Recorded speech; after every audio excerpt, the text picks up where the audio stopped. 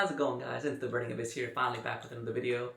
So guys, for this video I want to give you guys, I know I've been out of the loop for a little while. I think it's been like a month and a half since I posted.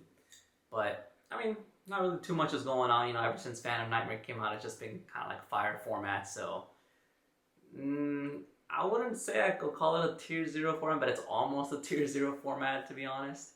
And I decided to, you know, update. I should have done this maybe like 3 weeks ago or something, but I decided to update my Burning Abyss build. Just because, you know, with the fire deck, how I want to combat, I guess, that deck. Well, I mean, the deck itself is, the problem is that, yeah, okay, obviously, maybe you could say that going with a more, the going second build might be better this format, just to like break your opponent's board. Because I do feel like BA with non-engine can break boards, and then if the non-engine is not enough, like then you can just go into like Zeus and then wipe the board after that. But the problem with that is that, at least for me, from what I've noticed, is that going into like doing that kind of approach, while yes, it can break boards, and I think it can do it pretty well, the problem is that I feel like the deck lacks follow-up in that sense, because, okay, let's say you're able to break the board, like maybe you evenly match, or you like, you know, or maybe you kaiju something and then evenly match, or something along those lines. Because I don't think hand traps is the way to go. I mean, not for BA. Hand traps are good, but I don't think for BA they're that great. Just because, again, you can't really run Ash Blossom right now unless you want to give your opponent a fire monster. And yeah, you can run Imperm Veiler, and yes, that can... But it's just that the Snake Eyes deck just plays through so much. Like, can play through multiple interruptions sometimes.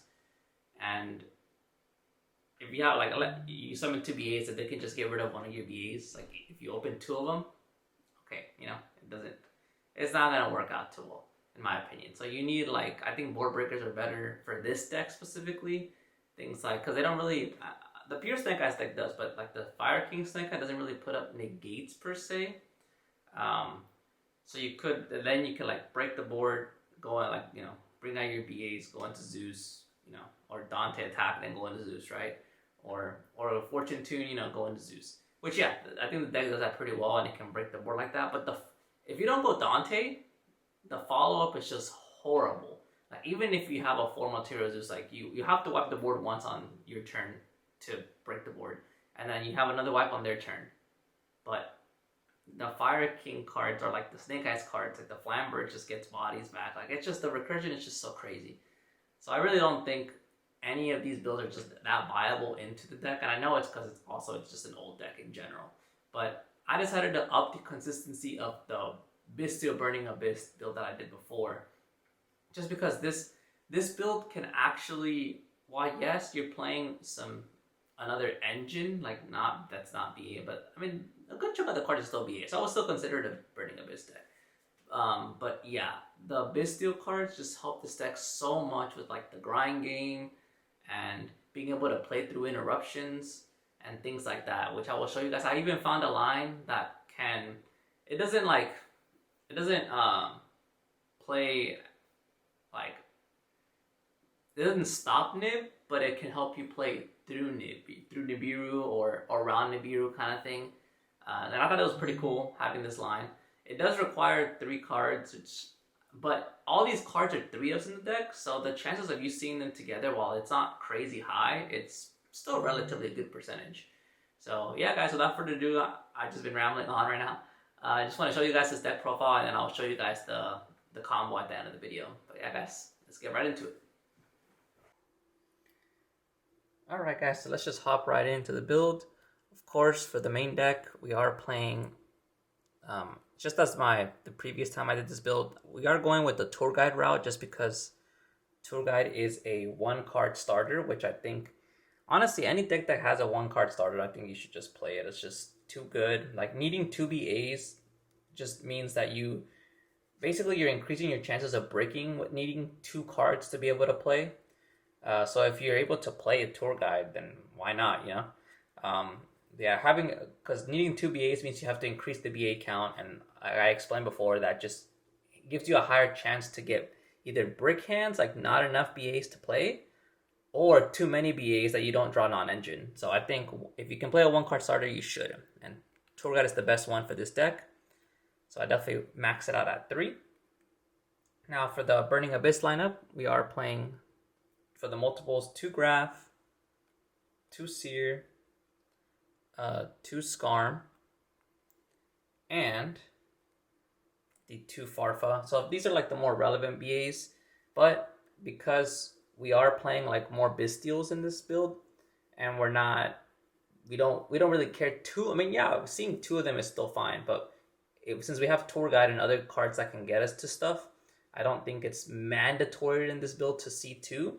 So I definitely think you need to lower the BA count, especially because seeing 2 with the same name is just horrible in your hand.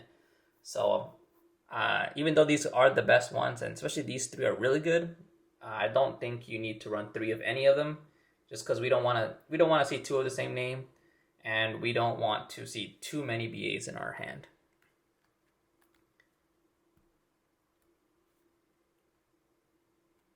And then for the rest of the BAs, the 1-ofs, the 1 Libic, the 1 Alec, and the 1 Barbar, I cut the Calcab, but I think that's fine. I mean, these are the only ones that are really, like, you really need. Calcab is okay in certain situations, but not that great. They're mostly here just for different names, but they do have their utilities. Libic from hand, Alec negates, and then Barbar for time, things like that. But they are, like I said, they are also different names, so you do want to have a couple of names here and there, just so you can actually, if you do draw 2 BAs, you can still play, you know. Then for the Bystials, we are playing, well, I guess first, Lubellion, of course, at 3 of. This card is mandatory at 3 in this build, just because you really want to get to Regain as soon as possible. Regained is what helps this deck a lot to be able to remain competitive, in my opinion. And because the Bystials don't require you to like use your normal, like a normal summon or anything like that, that's why another reason why I think they're really good in this deck. So yeah, 3 Lubellion, of course, it searches any of your other ones, and searches Magnemite. Now for the actual, like, I guess, hand trap type Bystials, we got 3 Sornir, 2 Druis Worm, 1 Baldrake, and the 1 Magnemite. Basically, the reason we're playing, I was playing 2 Sarnier before, but the reason I decided to up the count on Sarnier is because while I wouldn't like drawing 2 of that card, you really want to have like your highest chances of getting Bystial, like having Bystials in your hand and being able to get to Lubellion in any shape, way, or form. So whether it's dumping it off Sarnier, or searching it off Magnemite on end phase, things like that. Like, you really want to get to Sarnier or Bystial Lubellion as soon as possible and be able to set up your Regained. Also, the 3 Sarnier also makes it so that if you for some reason you don't draw any Bystials and you have like BAs and you mill with Dante, you have a higher chance of milling a Sarnier, which lets you dump something else. Yeah, obviously Magnemite's the best one, but it's at 1. Druis Worm at 2, just to keep the count up, but I don't think Druis Worm necessary at 3, just because it doesn't do the same things that Sarnier does, like getting you more access to more of your Bystial engine. But yeah, and the Baldrake, of course, is I think it's just a good different name to have, and it's pretty good interruption in my opinion, like being able to banish a card. Now going into the go on second cards, we are not playing hand traps in this build, because I think if you're playing a meta deck or like a more like a tier 2 or tier 1 deck, then I think hand traps can work, just because those decks are really resilient, can combo a lot, or are very consistent, things like that. But in decks like these, I feel like the hand traps are not as good, since your deck doesn't like, if your hand traps slow down your opponent, but if they still have some interruptions, like, your decks don't push through stuff as well. So I think the board breakers are just better. Like, these cards actually get rid of things on board or can negate things, so it's just a lot easier to, play through that stuff. 3 Droplet, 2 Thrust, 2 Talents, and 3 Imperm. I guess Imperm is like the only hand trap in the build. I wasn't playing Imperm before, but the only reason that I decided to add Imperm in is because if we're going first, and if you like, I feel like in this, I mean, in certain builds, thrust can be good going first, but or certain decks. But in this deck, I feel like thrust going first is not that good because there's not really anything. If your opponent has no monsters on board, then you have to set the card that you search for. And this deck doesn't have like very many good cards that you can set, like when you're going first like that. Other decks have like Branded has their branded punishment, or is it branded punishment, or their fusion duplication, whatever. It has cards like that where it's a trap card, you can set it and it will work on your opponent's turn and really good. So I think Thrust definitely has some utility in that sense. But in this deck, there's like it only had normal spell cards. Like we only had like Allure or Chaos Space or Foolish, things like that. But if you're going first, like you want to use those cards. You don't want to have to set it and wait a whole turn for that. So I had to add something in there that I could set off Thrust when I'm going first. Going second, obviously the card is super good. You can add, if your opponent has monsters, you can add the normal spells to your hand. But going first, I definitely needed a better target, and that's why I included the impermanence in here. But if it wasn't for that, I would not be running impermanence. I would probably be running something else, like, I don't know, maybe like actually I'm not sure, like a Book of Moon, or yeah, but something else. And also obviously Imperm doesn't play into Thrust or Talent, so it has good synergy there. Now for the rest of the spells, the normal spells, we got 2 Allure, 1 Chaos Space, and 1 Foolish for the normal ones. I cut the Allure to 2 because I had to cut some stuff in order to fit more of the Bystial stuff in the deck. And Allure was just, I mean, it's a good card and it works pretty well in the deck to dig deeper into your deck, but sometimes when you open up like 2 Allures, it's actually not that good because banishing, having to, like, and if you don't open up more ways to play, yeah, it's not once per turn, which is cool and nice, but if you don't open up like Engine, sometimes banishing like a lot of your BAs does hurt a little bit, so I definitely think that maybe 3 might be a little too much. So I decided to just opt for 2. Obviously, Chaos Space is super good, searches your Rebellion, and then Foolish is just good going first or second in this deck. And then the last 2 cards, the one Called By and the one Regained. Of course, Regained. Really good card with this is what keeps your deck grinding. And then Called By, just, another good card to stop Princess, stop hand traps, things like that. So definitely think it's necessary. So that's it for the main guys. 40 cards. Going into the extra deck, we got, of course, the Beatrice and the 2 Dante. Your standard BA. Like, I think this ratio will never change unless like new support comes or they get Beatrice off the limited list. But yeah, standard. The Downer Zeus package, of course, again, very standard. Yeah, I definitely think, even though we don't go into Zeus as much, I think it's necessary to have that package just in case. And then going now into the links, I decided to play 2 Link Force now. We got Boral Sword and Access Code. Just because this deck is pretty hard to OTK with, and a lot of times, while Access Code, I like Access Code for the utility of being able to pop cards, and obviously the big attack is nice, but mostly for the popping. Like it's nice that you can pop cards with Access Code and they can't respond. But Access Code, like if you have like just Beatrice or something like that, it's not a game. Or if you have Access Code and a Bystial, which are all everything's like 2,500.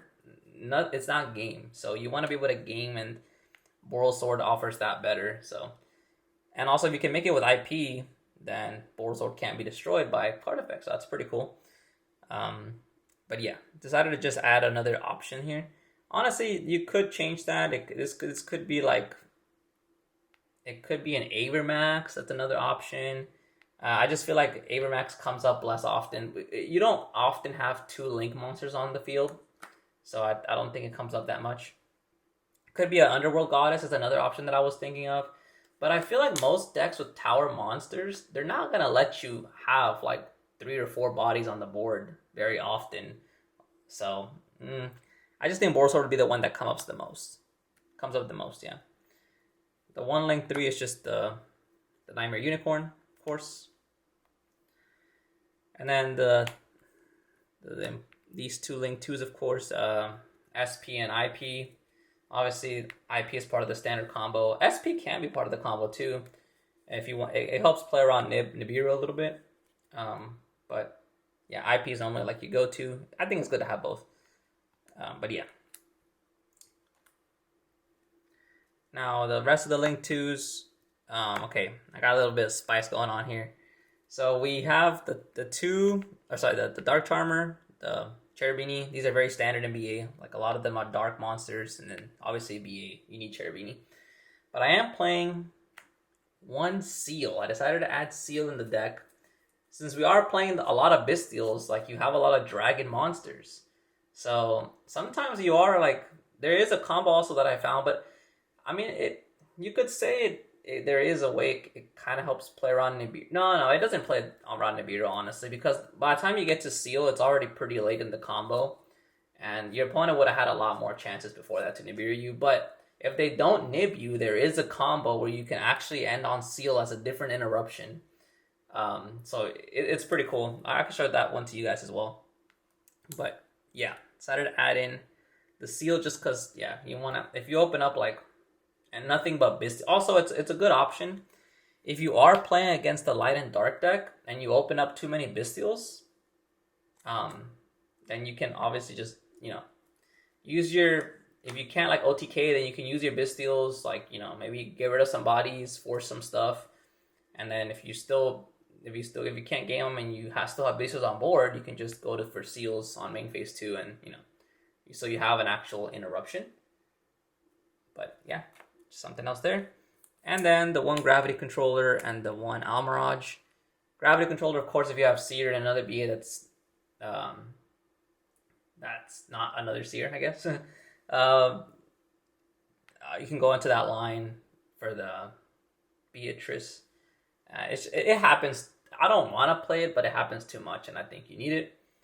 Almirage, of course, I think I explained this in my last one in the combo video.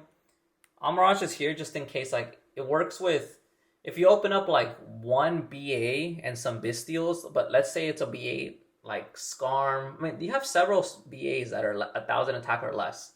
Skarm, Farfa, and, I think it's just, and Graph, too.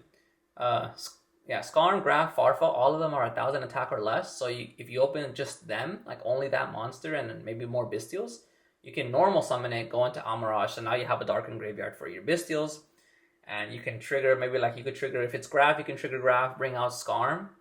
It'll pop itself, but you'll get a search on the end phase now. So, things like that. And of course, obviously it works with Tour Guide. If Tour Guide gets negated, then you can just go into Almirage with her as well. But yeah, guys, that's basically it for the deck. For that, I don't have a legitimate side deck yet, so I'm not gonna go too much into that yet. But the combo that I want to show you guys is, it requires Tour Guide, Bystial Lubellion, and a Saronir in hand. And like I said, all of these cards in this build are 3-ofs. So I will show you guys real quick what the combo looks like. Let's see. Let me just find the cards that I need. Okay, here we go. Of course, we could start off with Lubellion to check for like Ash Blossom, things like that, right? So Lubellion will discard to search your Magnemite, and then you will normal summon your Tour Guide. So Tour Guide here, instead of Graph, what you're gonna do is you're gonna go for Seer. Like, you need to go for Seer here. You will not be using Graph at all in this combo. So unless you like Melee or something with Dante, and then you can just like Skarm or Graph, bring out Skarm. But because the Skarm will obviously make it so that you can search on the end phase. But anyways, now you will overlay, go into your Dante, and here we will detach. You have to make sure you detach the Tour Guide, And you can, I mean, you can mill 1, 3, whatever. Obviously, you're at risk of milling regained, so I would probably just mill 1. But it doesn't matter. It doesn't matter what like you mill. If you don't hit anything, the combo still works. Because you want to get the tour guide engraved, basically.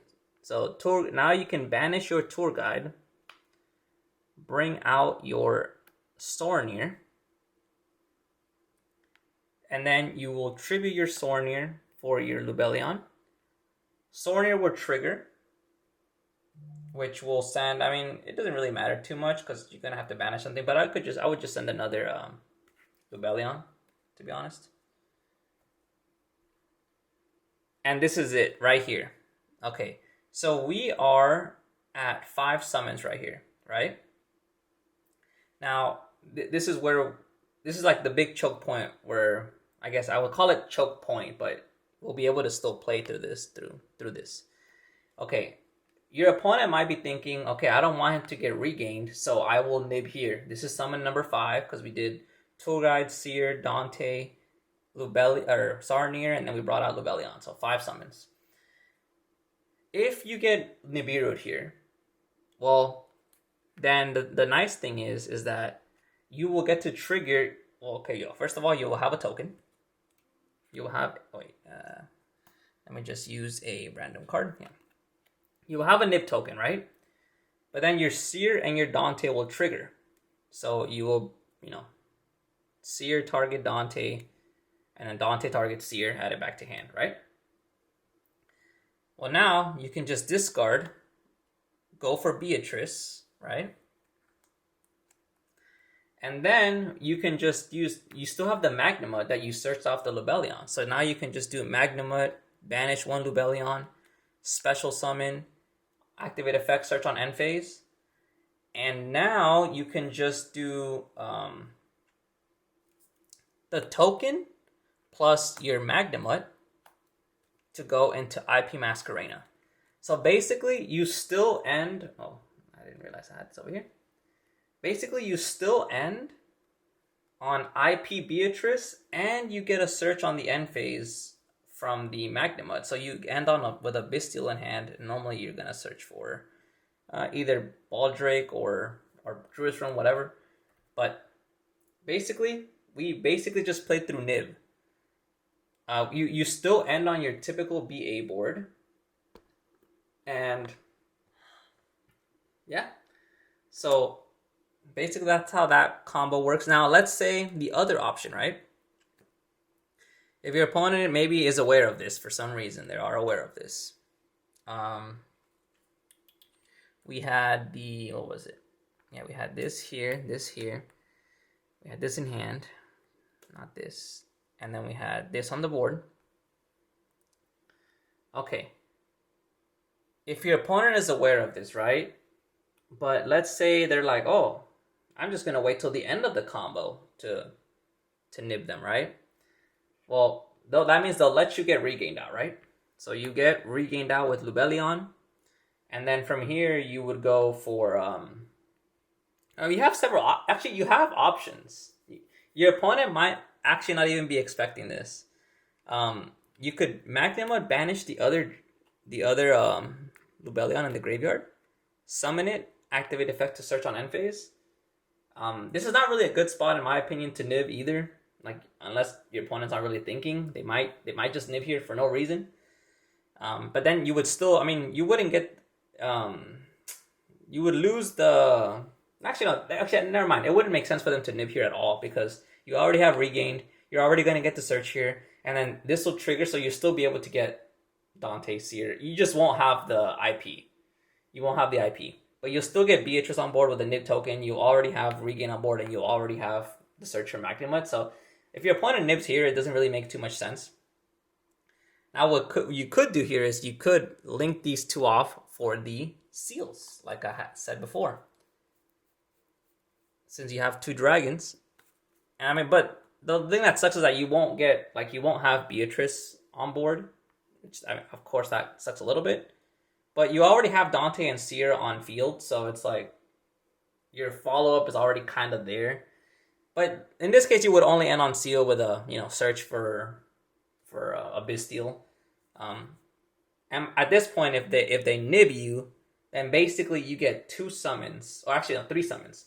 If they Nibiru you, like if you decide to go to end phase here, right? And they nib you, then you're gonna get Seal to bring out a monster. You're gonna get Regain to bring back one of the monsters because your opponent special summoned a monster. So you get another Bystial back. And then you'll be able to get Seer and Dante to trigger as well. So basically, actually, yeah, no, if they nib you here, what'll happen is, okay, they nib, right? Now you can do your chain links. You can do Seer 1, probably, sorry, Seer 1 target, no, probably Seal 1, Seer 2 target Dante, Dante 2, 3 target Seer. So we do that. And, oh, and I guess Regain would be 4 to summon from the graveyard. So we could bring back, it doesn't really matter. We could bring back Magnamut. And then Dante would add back Seer. Seer would special summon out Dante. And then the other Seal you could bring out most likely Druid's Worm, because this will allow you to get rid of the, yeah. If they do that, then you're gonna discard, bring out Beatrice. And then you can still go into your IP. And you get to get rid of your opponent's Nibiru with the Druid's Worm. So, look at that.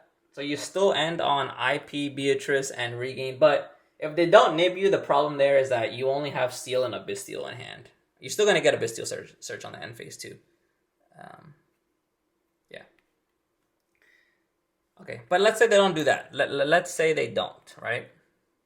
So we had this. It was like this. We had the Lubellion. I'll just explain that was another option you guys could do. This was in hand. So let's say they let you get your Regained out, right? And then you decide that you want to, continue your combo, right? You have options. Another option here, you could just use these two for either IP or SP. If you suspect Nib, then you could go for SP. If you don't, then you can go for IP. But it doesn't really matter too much. Either way, you'll be able to get out whichever one you didn't use. So I guess it depends. If you go SP, then whenever they do Nib after you bring out Beatrice, you'll be able to chain SP, banish your Beatrice, so your opponent really doesn't get much value out of that because both your monsters will come back on the end phase. And then you'll be able to trigger, if you want, you can trigger Regain. Maybe if you want to put back like your Beatrice so you can draw a card, that's also another option. But let's say you go for the IP, right? Well, actually, let's say you decide to bring out the Magnamut, because you do want to get your Magnamut in rotation as well. So you would banish your Lubellion. And then here, if you want to, you could do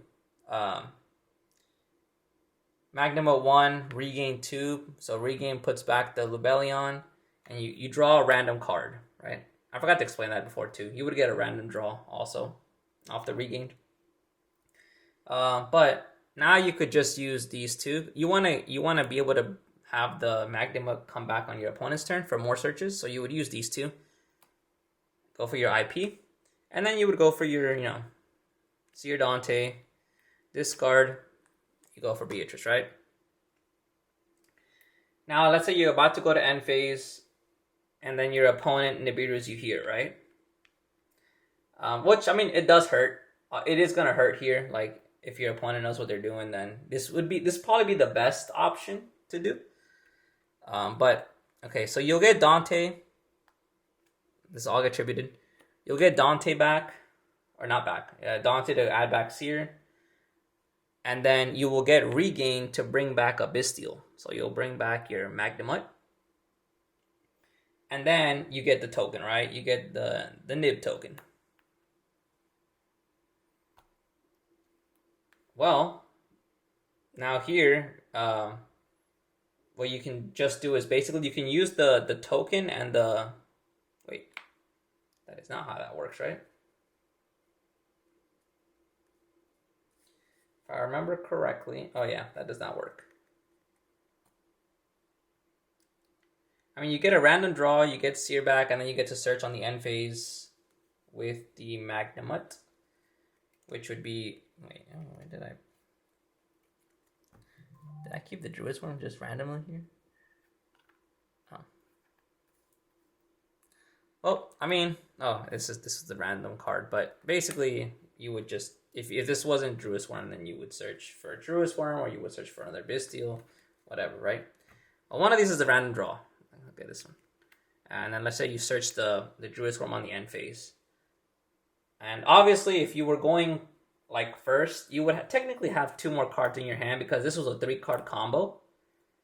So yeah, you got nibbed, but you have regained, you have Magnamut Search, you have this, you have whatever 2 of the cards you have. It could be more interruptions, like Droplet or things like that. Ideally, it would be if it's another Bystial, if you have another Bystial in hand, or you could stay on main phase because they had to nib you on, and then you can just use, like, you could use Druid's Worm. Well, actually, wait, that would be on end phase. If you have another Bystial in hand, like if one of these cards is a Bystial, then you could, summon it. Oh, I guess if it's not Sarnier, my bad. You would have had to already, because Sarnier would have already been used. But if it's Baldrake or if it's Druid's Worm that's already in your hand, technically this is not end phase yet. If you have Druid's Worm or Baldrake in here, you could summon it, and then if you want, you can go. You can use the Magnamut and whatever the other Bystial is to either go for Seal or to go for SP Little Knight. Either or. So you have more interruptions now on your opponent's turn. It just depends on what you draw. This is probably the best spot to Nibiru at the very end, but at least you already have Regan on board and you're going to have a Bystial Search and you get to draw a random card. And you have a little bit of follow-up with the Seer also because Dante's already engraved. You have the Seer Dante loop in rotation. So, yeah, guys, that's basically the whole... I know it was a lot of information to take, but I think it's pretty cool to have these options available to help the deck play through Nib. Because that's been one of the decks, in my opinion, big kryptonites. Nib is just hurts this deck pretty bad since you never really set up like monster negates or things like that. SP can kind of help through that, but I really don't like using my SP as part of my end board, like going first as part of my standard end board. I really don't like using SP just because then you don't get the banish effect, and having the banish effect off the SP, it's just so good. So yeah, I normally like to go for IP when I do my combos before I go into SP, but I know SP does help play more through Nib, but this gives you more options, so I thought that'd be pretty cool to show you guys. I hope you guys basically enjoyed this. I know it's kind of a long video, but I wanted to show off these combos that help you play like around Nibiru or through Nibiru. So yeah, guys, stay tuned for more deck profiles. I've been purchasing a couple different decks, so there definitely will be more deck profiles coming in the near future. And yeah, stay tuned for that, guys. See you on the next video. Peace out.